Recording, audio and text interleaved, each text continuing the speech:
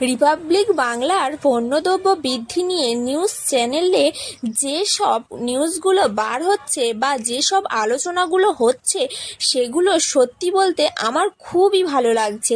কেননা এরকমভাবে বাজার দর মূল্যবৃদ্ধির কারণে আমাদের তো বাজারে যেতে গিয়ে মাথা পুরো একদম ঘুরে যাচ্ছে।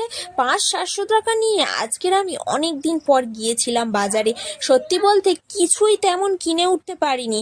আর এক সপ্তাহের বাজার কি 2-3 দিনের বাজার অবধি আমরা করে উঠতে পারছি না। সেজন্য এই যে বাজারের মূল্যবৃদ্ধি নিয়ে কোনো না কোনো নিউজ চ্যানেল এতটা প্রতিবাদ করছে দেখে সত্যি খুব সাপোর্ট করতে ইচ্ছা হচ্ছে।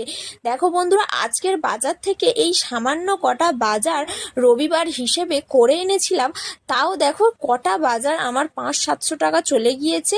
আর এখন একবেলা রান্না করে মনে হচ্ছে যে এটা হয়তো খুব বেশি হলে 2 থেকে 3 দিন চলবে। সামান্যই একটা